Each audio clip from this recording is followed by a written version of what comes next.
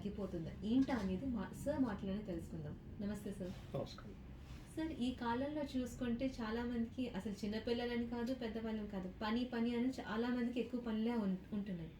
దానికి తోడు like joint pains, ఆఫీస్కి వెళ్ళే వాళ్ళకి ఎల్బో పెయిన్స్, జాయింట్ పెయిన్స్, నడుము నొప్పి ఇలాంటివి చాలా వస్తూనే ఉంటాయి సార్. సో వీటి నుంచి వాళ్ళు ఎలా రికవరీ అవ్వాలి? సో ద ఆర్థోపెడిక్స్లో ఆర్థరైటిస్ అనేది కామన్గా మనం చూస్తుంటామండి. ఆర్థరైటిస్ అంటే కీళ్ళ నొప్పులు అనుకోండి తెలుగులో. సో ఆర్థ్రా అంటే జాయింట్ అండి, ఐటిస్ అంటే ఇన్ఫ్లమేషన్. సో జాయింట్ యొక్క ఇన్ఫ్లమేషన్ అంటే నొప్పి. ఇండైరెక్ట్గా అది వాపు రావచ్చు, స్వెల్లింగ్, అంతే కాకుండా రెడ్నెస్ రావచ్చు, అంతేకాకుండా సివియర్ నొప్పి రావచ్చు. సో దీన్ని మనం కీళ్ళవాతంగా భావిస్తాం. సో కీళ్ళవాతాలు బాడీలో చాలా రకాలుగా ఉంటాయి.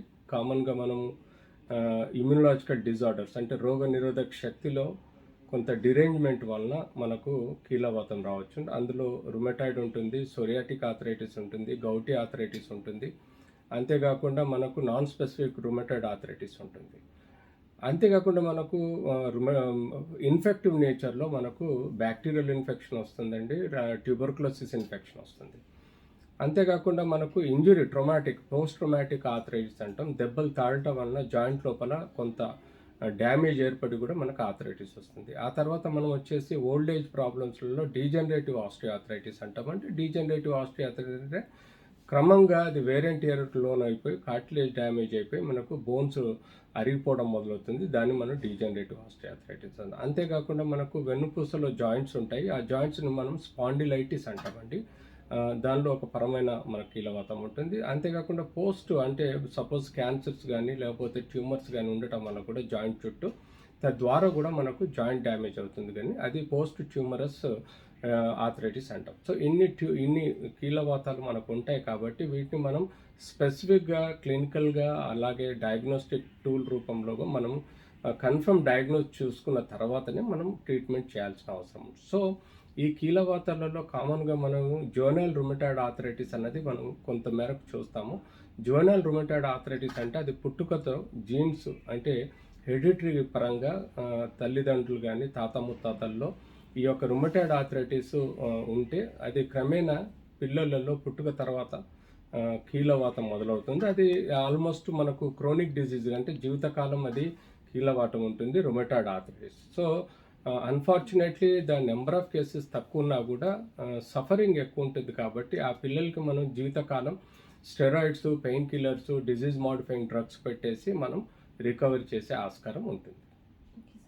సో ఇలాంటివి ఎక్కువ మనం మిడిల్ ఏజ్ వాళ్ళ నుంచి ఎక్కువ చూస్తూ ఉంటాం. సో మిడిల్ ఏజ్ వాళ్ళకి ఇంత ఎక్కువగా ఎఫెక్ట్ అనే కారణం ఏముంటుంది సార్? యాక్చువల్లీ ఆర్థరైటిస్ అనేది మనము కోల్డ్ కంట్రీస్లలో ఎక్కువగా చూస్తాం. ఈవెన్ ఇండియాలో కూడా మనం యూజువల్గా రుమటాయిడ్ కానీ కొన్ని స్పెసిఫిక్ ఆర్థరైటిస్ టెంపరేచర్ హైపోథర్మియాలో ఎక్కువగా వైబ్రేట్ అంటే స్టిమ్యులేట్ అవుతాయి. తద్వారా మనకు ఇమ్యూనలాజికల్ డిజార్డర్ ఆర్థరైటిస్లలో చలికాలంలో ఎక్కువగా మన కీళ్ళవాతం వస్తుంది. క్రమేణా మనం ఎర్లీ మార్నింగ్ 6-7 o'clockకి లేవగానే ఈ యొక్క కీళ్ళవాతం మొదలై మధ్యాహ్నం కొంత టెంపరేచర్ రైజ్ అయిన తర్వాత ఆ కీళ్ళవాతాలు తగ్గుముఖం పడతాయి. సో దిస్ ఈజ్ సమ్వాట్ ఈ కీళ్ళవాతాలు అన్నది మనకు టెంపరేచర్ రిలేటెడ్ కాబట్టి కొన్ని కంట్రీస్లలో ఎక్కువ చలి ఉంటుందో అక్కడ మనకు ఈ కీళ్ళవాతం ఎక్కువగా. అందుకని వాళ్ళకి ప్రతి ఇంట్లో వార్మర్స్ ఉంటాయి, ప్రతి రూమ్లో వార్మర్స్ ఉంటాయి. ఎప్పుడు వార్మర్స్ మనం ఎట్లాగైతే ఇక్కడ ఏసీ ఫ్యాన్స్ వాడుకుంటామో అటు సైడ్ కూడా డే అంతా నైట్ అంతా కూడా వాళ్ళు వార్మర్స్ వాడుకుంటూ ఉంటారు to keep this arthritis problem under control అండి. ఇది one of the line of ట్రీట్మెంట్గా భావించడం జరుగుతుంది. అంతేకాకుండా ఫిజికల్ ఎక్సర్సైజెస్ వల్ల కూడా జాయింట్స్ కానీ మజిల్స్ కానీ వార్మప్ అయ్యి ఈ యొక్క టెంపరేచర్ పెరిగినప్పుడు ఈ జాయింట్స్ ఆర్థరైటిస్ని మాత్రం కంట్రోల్ చేసే విధంగా మనకు ప్రయత్నం చేస్తారు. ఒకవేళ లైక్ ఇప్పుడు మన హీట్ అనేది వార్మప్ కానీ ఒకవేళ ఉన్న డిగ్రీ కన్నా ఎక్కువ అయిందనుకోండి సార్, సో ఏమైనా ప్రమాదాలు ఉంటాయి? అబ్సల్యూట్లీ కీళ్ళవాతానికి ఉన్న రీతి కన్నా టెంపరేచర్ పెరిగితే ఇష్యూస్ ఏమి ఉండవండి. కీళ్ళవాతంలో వాళ్ళ కంఫర్ట్నెస్ ఎక్కువగా ఉంటుంది. ఎక్కువగా హై టెంపరేచర్స్లలో కీళ్ళవాతానికి కంఫర్ట్నెస్ ఎక్కువగా ఉంటుంది కాబట్టి అట్లాంటి ఇష్యూస్ రావు, పెయిన్స్ అనేది స్టిమ్యులేట్ కావు. సో అన్లెస్ అంటిల్ బ్యాక్టీరియల్ ఇన్ఫెక్షన్లో సపోజ్ ఏదైనా బ్యాక్టీరియా సెప్టిక్ ఆర్థరైటిస్ లాంటివి అయినప్పుడు ఎప్పుడైతే పక్కన టెంపరేచర్ సర్కమ్స్టెన్సెస్ టెంపరేచర్ ఎక్కువ ఉన్నప్పుడు కొంత ఈ బ్యాక్టీరియల్ ఇన్ఫెక్షన్ వలన రెడ్నెస్ ఉంటుంది, దాన్ని ఇరిటేట్ చేసే ఆస్కారం ఉండి నొప్పి వస్తుంది. కాబట్టి అలాంటి విషయాల్లో మాత్రం కొంత మేరకు లో టెంపరేచర్స్లో వాళ్ళకి ఏవైతే బ్యాక్టీరియల్ ఇన్ఫెక్షన్స్ ఉన్న వాళ్ళు మాత్రం లో టెంపరేచర్లో ఉండాల్సిన అవసరం ఉంటుంది. ఎందుకంటే చాలా మంది ఆ వాపు వచ్చిందని చెప్పేసి ఎక్కువ వేడితోని అలాగా నడుముతూ ఉండడం ఇలా చేస్తూ ఉంటారు. సో దానివల్ల కొంచెం అబ్సల్యూట్లీ రెండండి, ఒకటి కోల్డ్ ఫర్మెంటేషన్, రెండు హాట్ ఫర్మెంటేషన్. ఈ రెండు థెరపీస్ మనకు ఉంటాయండి. కోల్డ్ థెరపీస్ ఎప్పుడు చేయాలంటే ఫ్రెష్ ఇంజరీ, సపోజ్ దెబ్బ తగిలింది, వాపు వచ్చింది, నొప్పి వచ్చింది, ఎర్రదనం వచ్చింది, అప్పుడు కోల్డ్ స్పాంజింగ్ చేయాలి. హాట్ స్పాంజింగ్ చేయకూడదు. ఎందుకంటే అప్పుడు ఆ ఇంజురీ వల్ల, సపోజ్ అది బోన్ ట్యూమర్ అనుకోండి, ఇంకేదైనా కారణం అనుకోండి, ఎక్కడైతే మీకు రెడ్నెస్, నొప్పి, వాపు వచ్చిందో దాన్ని సప్రెస్ చేయాలంటే మనం కోల్డ్ స్పాంజింగ్ చేయాల్సిన అవసరం ఉంటుంది.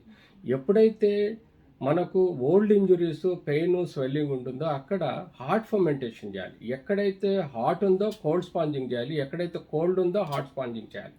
సో ఇది రివర్సిబుల్. కానీ కొంతమంది పొరపాటున ఏం చేస్తారంటే ఫ్రెష్ ఇంజరీస్కి హాట్ మాపింగ్ చేస్తారు. హాట్ ఫర్మెంటేషన్ చేయటం వల్ల ఈ టెంపరేచర్, ఆ లోపల ఉన్న టెంపరేచర్ అగ్రివేట్ అయ్యి ఇంకా వాపు పెరిగి రెడ్నెస్ పెరిగే ప్రమాదం ఉంటుంది. సో ఎప్పుడైతే మనకు ఇంజురీ హాట్ ఉంటుందో కోల్డ్ స్పాంజింగ్ చేయాలి, ఎప్పుడైతే ఓల్డ్ ఇంజురీస్లో ఇంజురీ కోల్డ్ ఉంటుందో హాట్ స్పాంజింగ్ చేయాలి. తద్వారా మనకు థెరపీస్ సక్సెస్ఫుల్గా మనం పెయిన్ రిలీవింగ్, స్వెల్లింగ్ అవన్నీ కూడా తగ్గే ఆస్కారం ఉంటుంది.